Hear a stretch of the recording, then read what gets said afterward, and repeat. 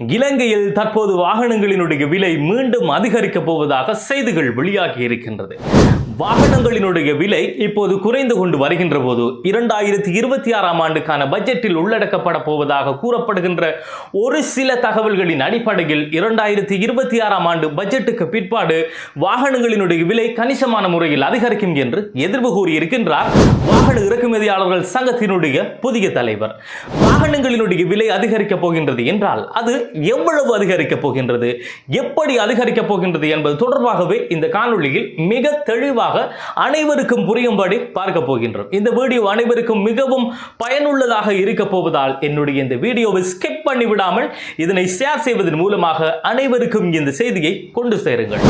வாகன இறக்குமதியாளர் சங்கத்திற்கு அன்அபிஷியலாக கிடைக்கப்பெற்ற தகவல்களின் அடிப்படையில் 2015ஆம் ஆண்டிலிருந்து இதுவரை கிடைக்கப்பெறுகின்ற இறக்குமதியாளர்களுக்கான 15% கழிவு 26ஆம் ஆண்டு அமலுக்கு வரப்போகின்ற பட்ஜெட்டில் நீக்கப்பட போவதாக தெரிவிக்கப்பட்டிருப்பதால் பட்ஜெட்டுக்கு பிற்பாடு பாரிய அளவான விலை அதிகரிப்பு காணப்படும் என்று அவர் கூறியிருக்கின்றார். அதாவது வெளிநாட்டில் இருந்து இறக்குமதியாளர்கள் வாகனங்களை கொள்வனவு செய்து இறக்குமதி செய்கின்ற போது அங்கே காணப்படுகின்ற CIF பெறுமதியில் இருந்து 15% கழிவு வழங்கப்பட்டதற்கு பிற்பாடு மீதமுள்ள 85%க்கே இலங்கையில் அனைத்து விதமான வரியும் இதுவரை விதிக்கப்பட்டு வந்திருக்கின்றது. CIF பெறுமதி என்றால் உதாரணமாக இறக்குமதியாளர் ஒருவர் காரினை ஜப்பானில் இருந்து இலங்கை பெறுமதியில் 30 லட்சத்துக்கு கொள்வனவு செய்கிறார் என்று எடுகோளாக எடுத்துக்கொள்வதோடு அந்த காரினை இலங்கைக்கு கொண்டு வருவதற்காக செலுத்தப்படுகின்ற கப்பலுக்கான கட்டணம் 2 லட்சம் என்றும் அந்த காருக்கான காப்புறுதி 50,000 என்றும் எடுத்துக்கொண்டால் அந்த 3 பெறுமதிகளையும் கூட்டுவதன் மூலம் பெறப்படுகின்ற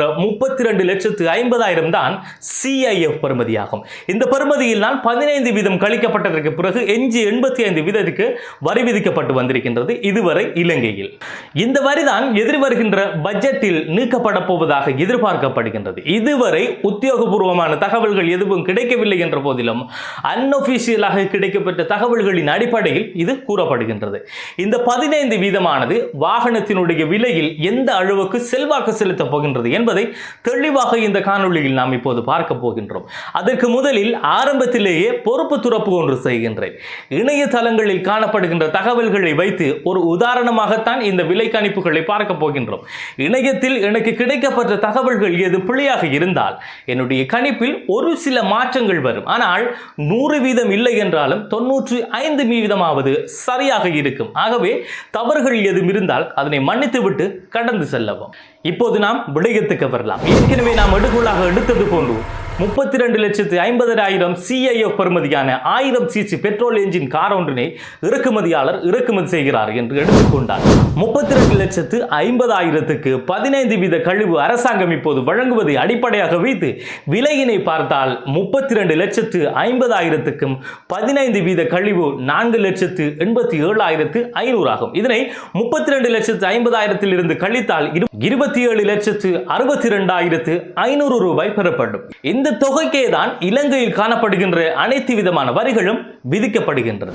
முதலாவதாக இறக்குமதி சுங்க வரியாக 30% படி 8,28,750 ரூபாய் விதிக்கப்படுகின்றது. இரண்டாவதாக எக்ஸைஸ் டியூட்டியாக இது 1000 cc என்ஜின் பவர் கொண்ட வாகனம் என்பதால் ஒரு சிசிக்கு 2,750 படி 27,50,000 விதிக்கப்படுகின்றது. இது 1000 cc என்பதால் 2,750 படி விதிக்கப்படுகின்றது. என்ஜின் சிசி அதிகரிக்கின்ற போது 2,750 இருந்து அரசாங்கத்தினுடைய கொள்கைகள் திட்டங்களுக்கு அமைய அங்கே காணப்படுகின்ற தொகை அதிகரிக்கும்.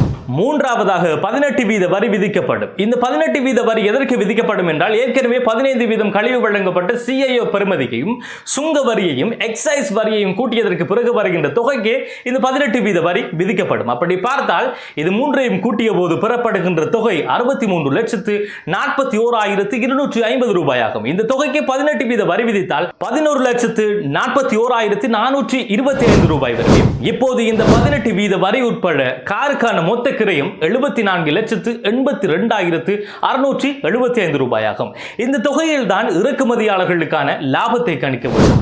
இறக்குமதியாளர்களுடைய லாபமானது 10 தொடக்கம் 15 வீதத்திற்குள் கணிக்கப்படலாம் என்று ஒரு யோசனையாக எடுத்தால் நாங்கள் 10 வீதத்தினை இறக்குமதியாளர்கள் லாபமாக பெறுகிறார்கள் என்று எடுகோளாக எடுப்போம்.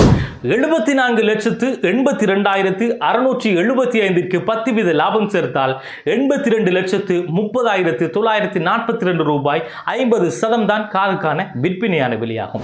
இந்த விலை அரசாங்கத்தினால் தற்போது வழங்கப்படுகின்ற 15% கழிவோடு பார்க்கப்பட்ட விலையாகும்.